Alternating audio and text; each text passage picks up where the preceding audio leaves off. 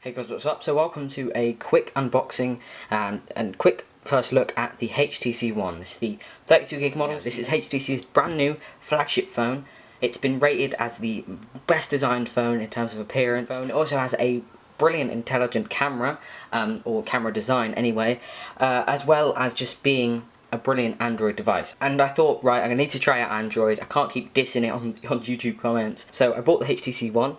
So we can go to the back here and find out some information about it. The CPU is a Qualcomm Snapdragon 600 1.7 GHz quad core. I believe this isn't as powerful as the S4, but micro SIM, 32 gigs of storage, 2 gigs of DDR2 memory, 4.7 inch 1080p full HD display with a PPI of 468, HTC boom sound, dual front stereo speakers, Beats audio. So I'm going to turn this back over. I didn't read all the specs there, but I'm just going to open it up here. I have released that top thing and take that bit of plastic off here, and straight away we have the HTC One. I'm going to move that, place it away so you cannot see it. Open up the rest of the packet. We have a UK wall plug and wall socket adapter thing, which I will not use because I have iPhone 1s lying everywhere. I have a micro USB cable and some HTC earphone things, which I will use since I don't have any at the moment. So here they are. Here we can see that they are just regular earbud things. They also have a couple of extra ear tips in here in the bag that we can just see here, so they can fit any kind of ear size. Next, in the second compartment we have, I don't know what these are, it just sort of says HTC on them. Okay, well, yeah, I have the thing that sticks to the back of the phone, the little SIM card ejector tool, and a quick start guide and warranty statement. So we can get rid of all them things, put them to the side, and get back to the HTC One. Okay, so we can take our first proper look around the phone. On the front, as you can see, we have our 4.7 inch 1080p display. Looks amazing, of course. On the top and bottom, we have the HTC boom sound speakers. They are stereo speakers that are front facing, which is an idea that should have been done bloody ages ago, but it has not been. We have our 2 megapixel or 2.1 megapixel front facing camera, capable of 1080p HD video, 2 little LED indicators, I believe, and on the bottom we have the HTC logo, the home button, and the back button. On the back we have our 4 ultra pixel, is what they're calling it, or megapixel rear facing camera. We have a very powerful LED flash, the beautiful aluminium body, the HTC logo, and the Beats audio logo, as well as these antenna break things here. On this side, on the right side, we have the volume rocker, which is sort of recessed. The other side we have our micro SIM card slot.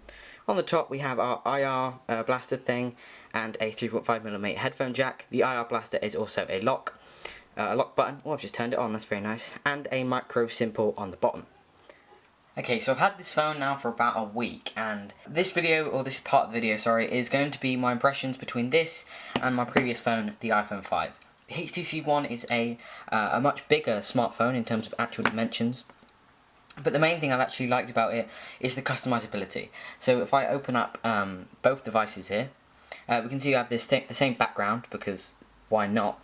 But the screen is a lot larger and there's a lot more space for things like widgets, which is awesome. I love widgets on Android, and I've been using iOS for the past couple of years, which is pretty stale. Even with iOS 7 it's still pretty same old, but with Android it was like a breath of fresh air. Now this isn't really talking about Android, this is talking about the HTC One, so I can talk about HTC Sense.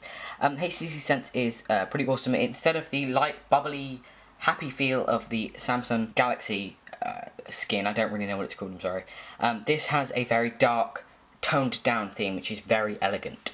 It's a bit more depressing, but it's also a bit more elegant. In terms of widgets, I think this has a lot more stock widgets, the Samsung Galaxy versions of Android. We can have up to 5 pages, including Blink Feed.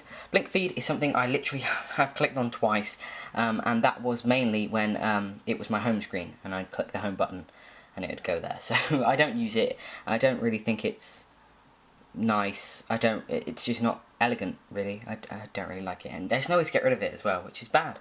So HTC, please implement that. I had to do a couple of tweaks. I had to get the it is called power toggles. I had to get power toggles because this is pretty awesome. You can have the flashlight, turn on and off cellular whenever you want to, and all of that, which is pretty awesome, and that carries over onto the lock screen as well, so I can just check it wherever I am. That was awesome. That was a thing I didn't have on iOS 6, but I suppose we do have it now. So if I can just sort of bring up the toggles, we do have it now, but we didn't before. So that was a really nice thing here. One thing I haven't really got used to is no physical home button. This has bugged me so much. Having to go up to the top of the phone and turn it on, it didn't bother me where it was, whatever, but that being the only turn on button really bugged me. On the iPhone 5, you can literally just click the button in the middle and front of the screen, which you're always looking at, and it's on. With this, you can't click the HTC, it's not a button. You can't click home, that doesn't do anything. Back doesn't do anything, you have to reach up to the top. Small complaint really, but it did bug me quite a lot when I was using it. I'm going to turn on the brightness to very bright now, just so you can see what it's like.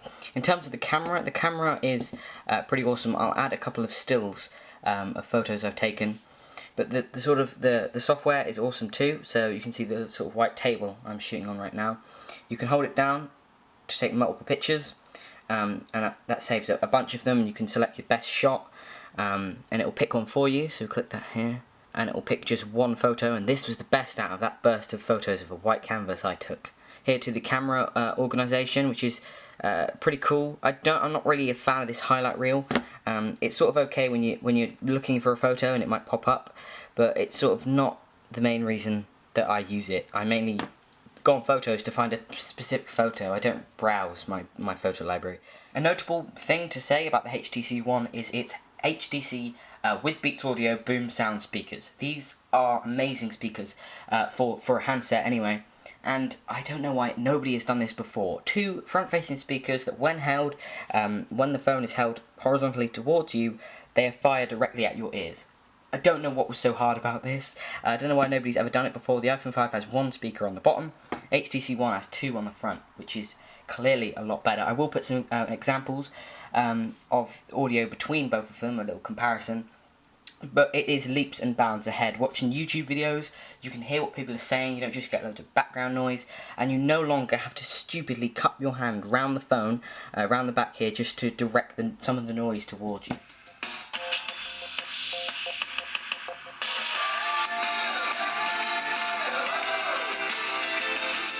In terms of the body, the HTC One uses a full unibody aluminium. This is very beautiful, of course. It's aluminium. It's got quite a bit of weight to it. It's the same weight, or approximately the same weight as the iPhone 4 and 4S, which does make it feel quite a lot heavier than the iPhone 5, but it's a nice heavier. You can feel that it's heavier because it feels more quality. It's also the fact that it's bigger. Psychologically, it feels like it should weigh more. And it has the same sort of aluminium as the back of the iPhone 5. Now, the thing that I have noticed with this is that the HTC One is a lot more resilient to scratches and chips and dents. The iPhone 5, I'll put a close-up, has a couple of scratches on it, on the aluminium, which is only a small section. And that was basically from just day-to-day use. I didn't test it, I didn't do anything stupid with it, yet the HTC One has 0 marks in it whatsoever. Both displays are absolutely superb. The HTC One has a 1920 by 1080 display, which is 4.7 inches across. That gives a PPI of, I think it's about 468, something like that. And the iPhone 5 has a PPI of 326, and that's 1136 by 640. Now, they're both 16 by 9 devices, but the HTC One obviously has a much higher PPI count, so the actual retina effect is a lot more evident even when you get quite close up. You may not be able to see the difference here because the camera's actually focused, and it's a camera. It's a 1920 by 1080 camera, but still it is sort of evident in person. But the main place it's evident is in text on web pages. You can actually read it without zooming in. Okay, so there you go. Thanks for watching my quick unboxing, or sort of quick, and first look video of the HTC One. If you want to see more content, just leave a comment down below. If you want to ask any actual personal opinions I have, feel free to leave it in the comments, or you can actually direct PM me, and I'll be able to get back to you soon. Please feel free to leave a like and subscribe for future videos.